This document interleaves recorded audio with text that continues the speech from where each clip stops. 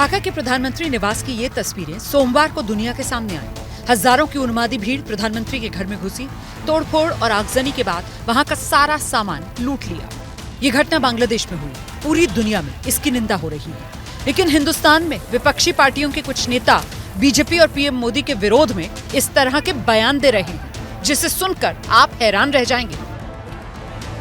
पहले श्रीलंका में जनता प्रधानमंत्री के घर में घुसी, अब बांग्लादेश में घुसी। अब भारत का नंबर है। याद रखना नरेंद्र मोदी जी, एक दिन ये जनता जितने सड़क पे हिलोरे ले रही है, तुम्हारे प्रधानमंत्री निवास में घुस जाएगी, कब्जा कर लेगी।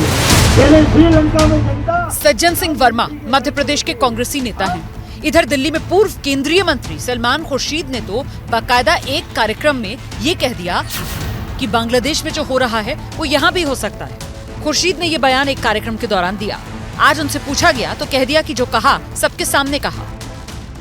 I say whatever I say in public, never in private. I say whatever I say in public, never in private. BJP और एनडीए के नेताओं ने सलमान खुर्शीद समेत इस तरह की मंशा रखने वाले नेताओं पर पलटवार किया। वो इस तरह की भाषा बोलते हैं, तानाशाही वही लाए थे इस देश में, और कोई देश में तानाशाही नहीं लाया। जिनका आप नाम ले रहे हैं वही लोग तानाशाही लाए, और इस तरह की जो भाषा बोलने वाले लोग वो कम से कम देश हित में तो नहीं बोलते। भारत में एक तरह से प्रोटेस्ट होंगे, भारत में आगजनी होगी। जो बांग्लादेश में हुआ है वो भारत में होगी, इसकी चेतावनी कांग्रेस पार्टी की तरफ से सलमान खुर्शीद जी ने दिया है।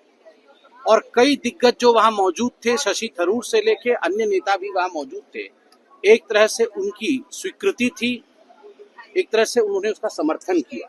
आप चिंता करके देखिए, सोच करके देखिए किस प्रकार की सोच कांग्रेस पार्टी की। बीजेपी और जेडीयू के नेता सलमान खुर्शीद जैसे नेता के बयान पर पलटवार कर रहे हैं।